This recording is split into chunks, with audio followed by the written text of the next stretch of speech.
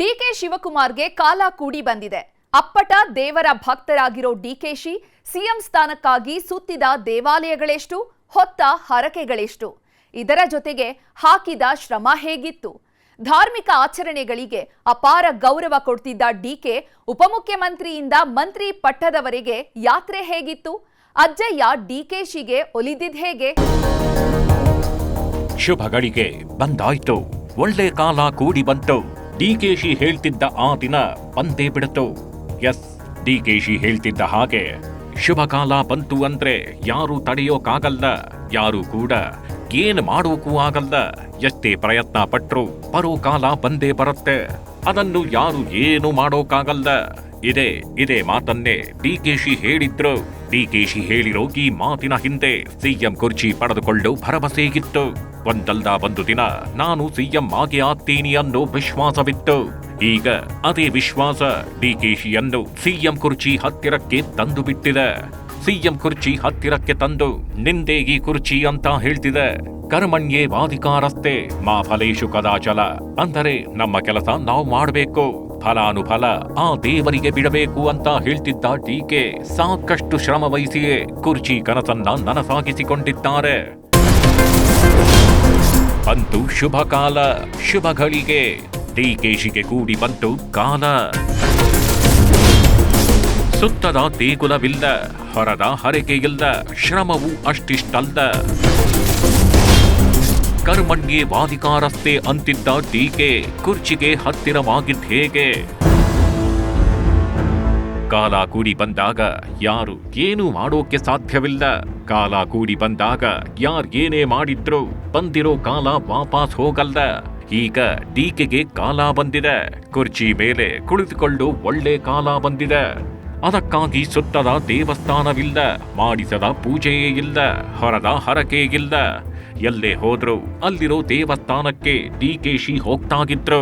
ದೇವ್ರೆ ನನ್ನನ್ನ ಸಿಎಂ ಮಾಡ್ಸಪ್ಪ ಅಂತ ಪ್ರಾರ್ಥನೆ ಮಾಡ್ತಾಗಿದ್ರು.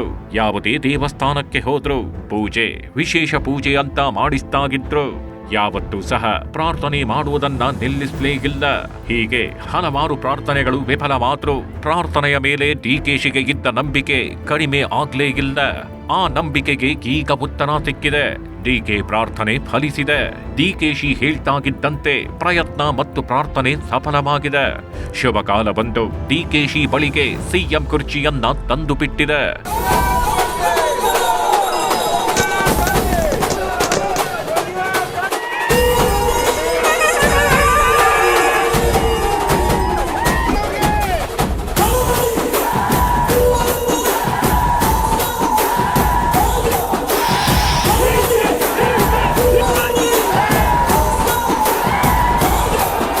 ಡಿಕೆಶಿ ಯಾವಾಗಲೂ ನಮಗೂ ಒಂದು ಒಳ್ಳೆ ಕಾಲ ಬರುತ್ತೆ ಅಂತ ಮಾತನಾಡ್ಕೊಳ್ತಾಗಿದ್ರು. ನನ್ನ ಕಾಲ ಬಂದಾಗ ನಾನೇ ಸಿಎಂ ಅಂತ ಪರೋಕ್ಷವಾಗಿ ಹೇಳ್ಕೋತಾಗಿದ್ರು. ಸಿಎಂ ಸಿದ್ದರಾಮಯ್ಯ 5 ವರ್ಷ ನಾನೇ ಸಿಎಂ ಅಂತ ಹೇಳ್ತಾಗಿದ್ದಾಗ್ಲೂ ಧೃತಿಗೆಡದ ಡಿಸಿಎಂ ಡಿಕೆಶಿ ಸಿಎಂ ಆಗೋ ನಂಬಿಕೆಯನ್ನ ಇಟ್ಕೊಂಡಿದ್ರು. ಸಿದ್ದು ಬಣ ಏನ್ ಹೇಳಿದ್ರು ಕೂಡ ಡಿಕೆಶಿ ತಲೆ ಕೆಡಿಸ್ಕೊಳ್ತಾಗಿರ್ಲಿಲ್ಲ. ತಮ್ಮ ಕೆಲಸ ತಾವು ಮಾಡ್ತಾಗಿದ್ರು.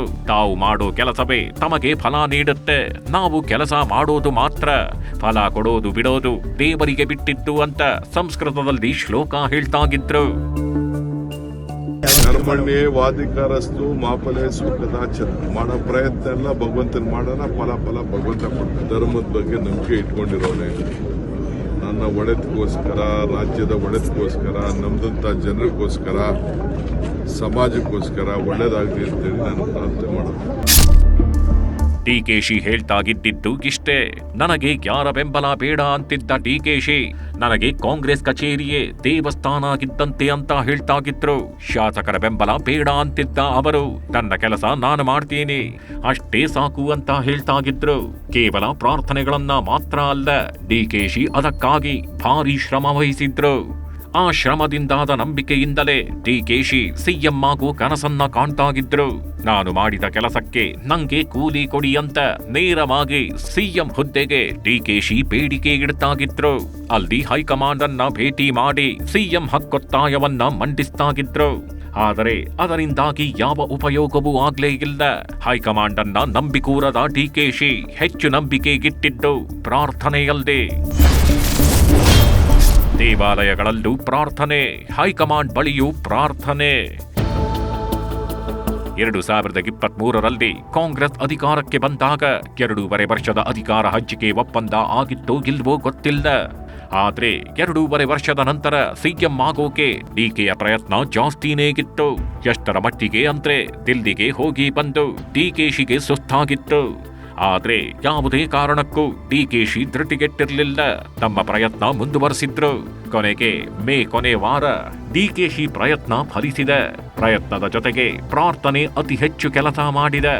ದೇವಾಲಯಗಳಲ್ಲಿ ಡಿಕೆಶಿ ಮಾಡ್ತಾಗಿದ್ದ ಪ್ರಾರ್ಥನೆ ಮತ್ತು ಹೈಕಮಾಂಡ್ ಬಳಿ ಮಾಡ್ತಾಗಿದ್ದ ಪ್ರಾರ್ಥನೆ ಎರಡೂ ಸೇರಿ ಕೊನೆಗೆ ಡಿಕೆಶಿಗೆ ಫಲ ಕೊಟ್ಟಿದೆ.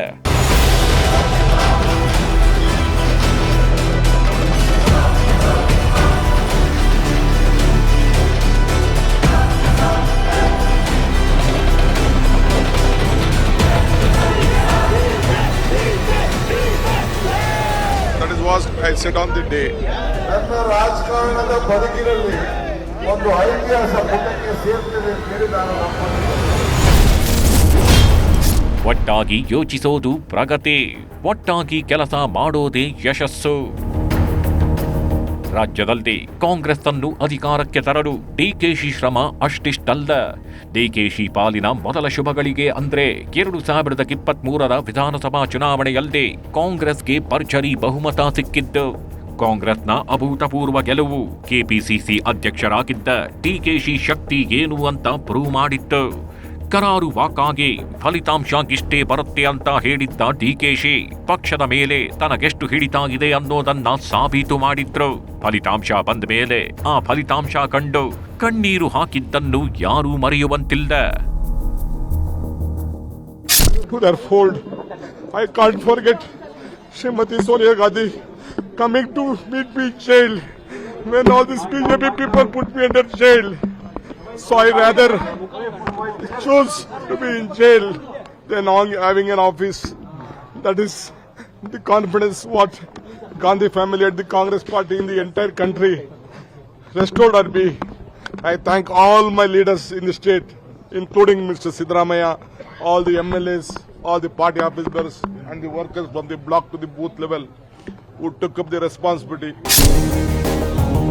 ಹೌದು, ಆವತ್ತು ಡಿಕೆಶಿ ಕಣ್ಣೀರು ಹಾಕಿದ್ರು. ಜೈಲಿನಲ್ಲಿದ್ದಾಗ ನನ್ನನ್ನ ನೋಡೋದಕ್ಕೆ ಸೋನಿಯಾ ಗಾಂಧಿ ಬಂದಿದ್ರು. ಅದನ್ನ ನಾನು ಎಂದಿಗೂ ಮರೆಯೋದಿಲ್ಲ ಅಂತ ಹೇಳಿದ್ದ ಡಿಕೆಶಿ ತಾವು ಪಟ್ಟ ಶ್ರಮಕ್ಕೆ ಸಾಕ್ಷ್ಯ ಒದಗಿಸಿದ್ರು. ಚುನಾವಣೆಗೆ ಮೊದಲೇ ಡಿಕೆಶಿ ಪಟ್ಟದಾಸೆ. ಡಿಕೆಶಿ ಸಿಎಂ ಆಗ್ಬೇಕು ಅನ್ನೋ ಆಸೆ ಎಲೆಕ್ಷನ್ ರಿಸಲ್ಟ್ ಬರೋದಕ್ಕೆ ಮುಂಚೆನೇ ಇತ್ತು. ಚುನಾವಣೆ ಪ್ರಚಾರವೊಂದರಲ್ಲಿ ಒಕ್ಕಲಿಗ ಸಂಘದ ಕಾರ್ಯಕ್ರಮದಲ್ಲಿ ಮಾತನಾಡ್ತಾಗಿದ್ದ ಡಿಕೆಶಿ ಇದೊಂದು ಬಾರಿ ಯೋಚನೆ ಮಾಡಿ ಪೆನ್ನು ಮತ್ತು ಪೇಪರ್ ಅನ್ನ ನನ್ನ ಕೈಗೆ ಕೊಡಿ, ಆಶೀರ್ವಾದ ಮಾಡಿ ಅಂತ ಕೇಳ್ಕೊಂಡಿದ್ರು. ಈ ಮೂಲಕ ಪರೋಕ್ಷವಾಗಿ ಸಿಎಂ ಹುದ್ದೆಯ ಆಸೆಯನ್ನ ಹೊರಹಾಕಿದ್ರು.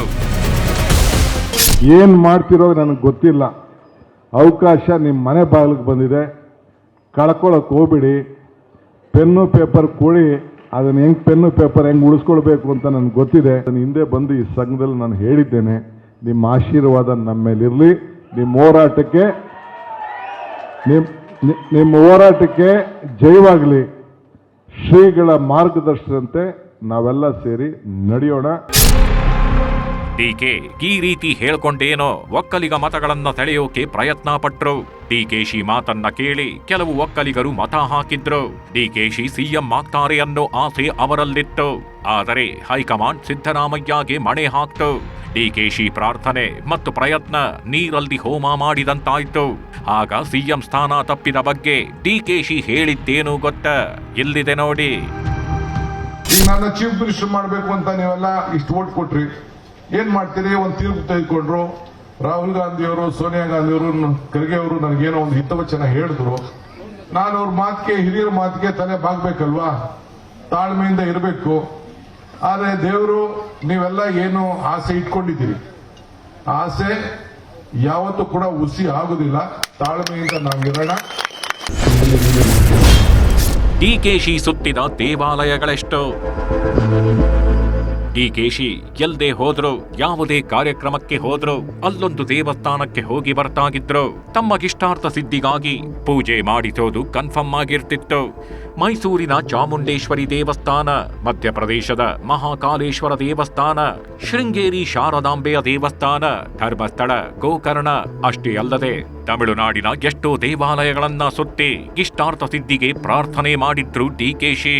ಶಬರಿಮಲೆ ಅಯ್ಯಪ್ಪನಿಗೆ ಮಾಲೆ ಹಾಕಿದ್ದ ಡಿಕೆಶಿ ತಮ್ಮ ಭಕ್ತಿ ಅಯ್ಯಪ್ಪನಲ್ಲೂ ಇದೆ ಅನ್ನೋ ಸಂದೇಶ ಕೊಟ್ಟಿದ್ರು.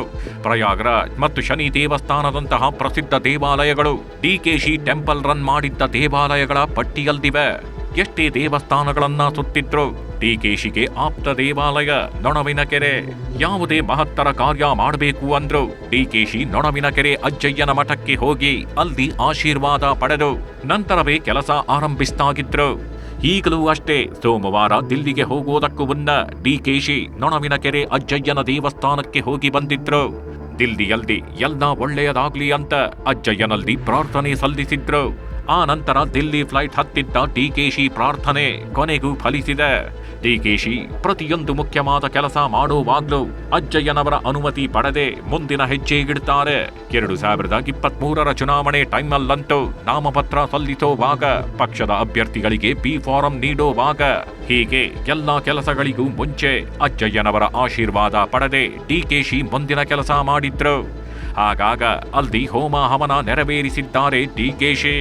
ಹಾಸನಾಂಬ ದೇವಾಲಯದಲ್ಲಿ ಹೂವರ ಕೊಟ್ಟು ಇಷ್ಟಾರ್ಥ ಸಿದ್ಧಿಯ ಸೂಚನೆ ಕೊಟ್ಟ ಉದಾಹರಣೆಯೂ ಇದೆ. ಡಿಕೆಶಿ ದೇವಸ್ಥಾನಗಳಿಗೆ ಭೇಟಿ ನೀಡೋದು ಮಾತ್ರವಲ್ಲದೆ ದೇವರ ಶ್ಲೋಕಗಳನ್ನ ಅತ್ಯದ್ಭುತವಾಗಿ ಪಠಿಸ್ತಾಗಿದ್ರು. ಕೆಲವೊಮ್ಮೆ ದೇವರ ಶ್ಲೋಕ ಹೇಳಿ ತಮ್ಮ ಸಂಸ್ಕೃತ ಪಾಂಡಿತ್ಯವನ್ನ ಪ್ರದರ್ಶನ ಮಾಡ್ತಾಗಿದ್ರು. ವಿಶ್ವರೂಪ ದರ್ಶನ ನೋಡಿದಾಗ ನನಗೆ 50-60 ವರ್ಷದ ನನ್ನ ಒಂದು ವಿಚಾರ ತಲೆಗೆ ಹೋಗ್ತಾ ಇತ್ತು. ಪಿತಾಸಿ ಲೋಕಸ್ಯ ಚರಾಚರಸ್ಯ ತಮಸ್ಯ ಪೂಜಸ್ಯ ಗುರು ಗರಿನಾಂ ನ ತತ್ಸಂಹೋಪಿ ಹಭ್ಯಧಿಕ ಕೃತೋನ್ಯಃ ಲೋಕತ್ರಯೇಹಪಿ ಪ್ರತಿಪ್ರದಾವ ಪ್ರಣಾದಿದೇವ ಪುರುಷ ಪುರಾಣಃ ತಮಸ್ಯ ವಿಶ್ವಂ ಪರಂ ನಿಧಾನಂ ವೇದಾಸಿ ವೇದಂ ಚ ಪರಂ ಚ ನಾಮ ತ್ವಯಾತತಂ ವಿಶ್ವಂ ಅನಂತ ರೂಪಂ.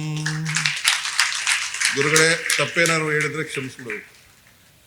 ನನ್ನ ಶ್ಲೋಕದಲ್ಲಿ ನನ್ನ 55 ವರ್ಷದ ಹಿಂದಿನ ನೆನಪಿನ ಕಲಿಕೆಯ ವಿಚಾರದಲ್ಲಿ ಏನಾದ್ರು ತಪ್ಪು ಮಾತಾಡಿದ್ರೆ ದಯವಿಟ್ಟು ಕ್ಷಮಿಸು. ಕರೆಕ್ಟಾಗಿದೆಯಾ ಗುರುಗಳೇ? ಬಹಳ ಸಂತೋಷ. ಇದು ದೇವರ ಕುರಿತ ಶ್ಲೋಕ.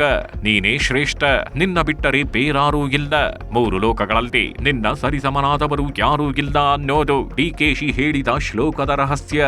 ಏನೇ ಆಗಲಿ ಅಪ್ರತಿಮ ದೈವ ಭಕ್ತ ಡಿಕೆಶಿಗೆ ಪಟ್ಟ ಒಲಿದು ಬಂದಿದೆ. ತಂತ್ರವೋ, ಪ್ರಾರ್ಥನೆಯೋ, ಪ್ರಯತ್ನವೋ ಕುರ್ಚಿಯ ಕದನದಲ್ಲಿ ಗೆದ್ದು ಬೀಗಿದ್ದಾರೆ. ಈ ಗೆಲುವು ರಾಜ್ಯ ಕಾಂಗ್ರೆಸ್ಸಿನಲ್ಲಿದ್ದ ಬಹುತೇಕ ಅನುಮಾನಗಳನ್ನು ಬಗೆಹರಿಸಿದೆ. 2.5 ವರ್ಷದಿಂದ ಕಾಡ್ತಾಗಿದ್ದ ಪ್ರಶ್ನೆಗಳಿಗೆ ಉತ್ತರ ಕೊಟ್ಟಿದೆ. ಡಿಕೆ ಸಿಎಂ ಆಗ್ತಾರ, ಸಿದ್ದರಾಮಯ್ಯ ಕುರ್ಚಿ ಬಿಟ್ಕೊಡ್ತಾರಾ ಅನ್ನೋ ಬಹುದೊಡ್ಡ ಪ್ರಶ್ನೆಗಳಿಗೆ ಉತ್ತರ ಸಿಗೋ ಹಾಗೆ ಮಾಡಿದೆ. ಶತಾಯಗತಾಯ ಪ್ರಯತ್ನ ಮಾಡಿ ಸಿಎಂ ಕುರ್ಚಿಯನ್ನ ತಮ್ಮದಾಗಿಸಿಕೊಂಡಿರೋ ಡಿಕೆಶಿ ಈಗ ಪಟ್ಟಾಭಿಷೇಕಕ್ಕೆ ಎಲ್ಲಾ ಸಿದ್ಧತೆ ಮಾಡ್ಕೋತಾಗಿದ್ದಾರೆ. ಶುಭಗಳಿಗೆ ಕ್ಷಣ ಕ್ಷಣಕ್ಕೂ ಶುರುವಾಗ್ತಾಗಿದೆ.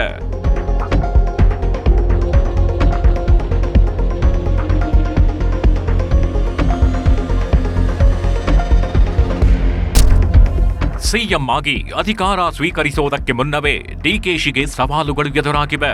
ಆ ಸವಾಲುಗಳನ್ನ ಎದುರಿಸೋದಕ್ಕೆ ಡಿಕೆಶಿ ಏನೇನೋ ಕಷ್ಟ ಪಡ್ತಾಗಿದ್ದಾರೆ.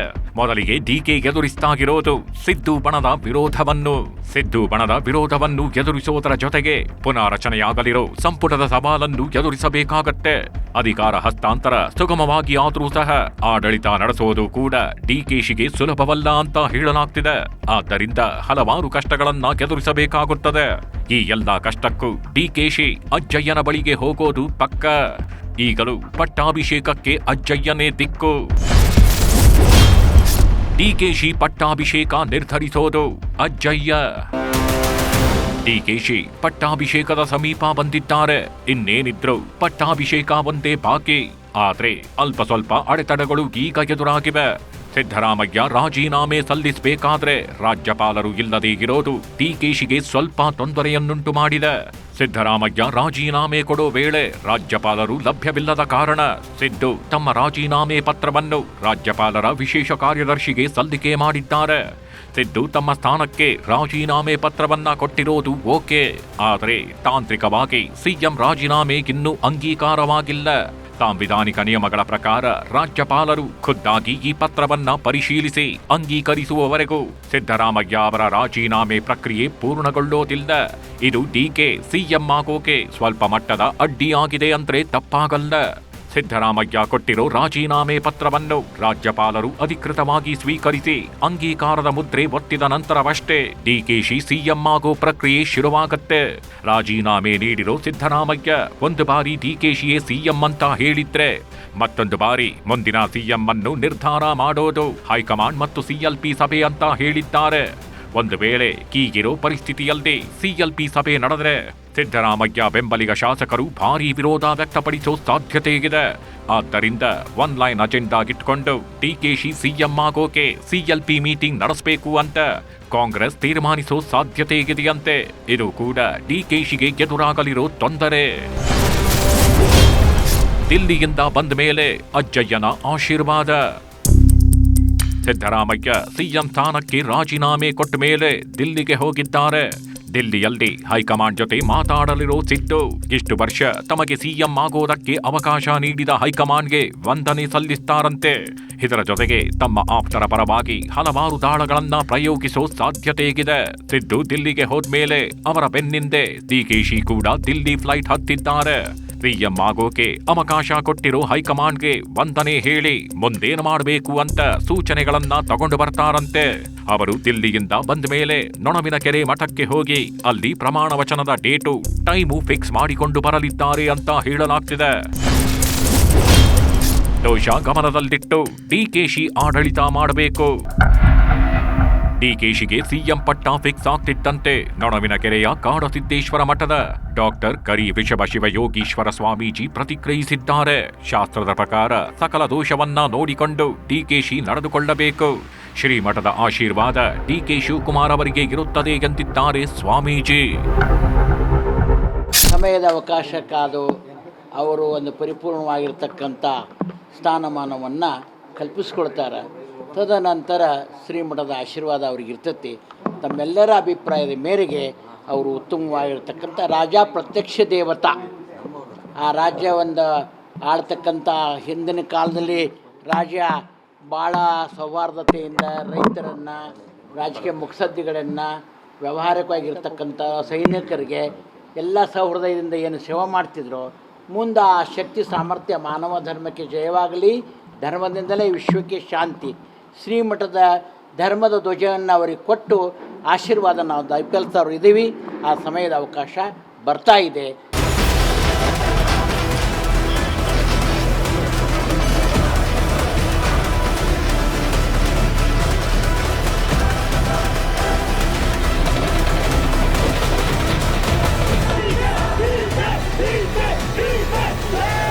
That is what I said on the day. ನನ್ನ ರಾಜಕಾರಣದ ಬದುಕಿನಲ್ಲಿ ಒಂದು ಐತಿಹಾಸ ಪುಟಕ್ಕೆ ಸೇರ್ತಿದೆ ಅಂತೇಳಿ ನಾನು ನೊಣವಿನಕೆರೆ ಮಠದಿಂದ ಡಿಕೆಶಿಗೆ ಆಶೀರ್ವಾದ ಸಿಕ್ಕಿದೆ. ಶೀಘ್ರದಲ್ಲೇ ನೊಣವಿನಕೆರೆ ಮಠಕ್ಕೆ ಹೋಗಲಿರೋ ಡಿಕೆಶಿ ಪ್ರಮಾಣ ವಚನದ ಶುಭ ಗಳಿಗೆಯನ್ನು ಫೈನಲ್ ಮಾಡಿಕೊಂಡು ಬರ್ತಾರೆ ಎನ್ನಲಾಗ್ತಿದೆ.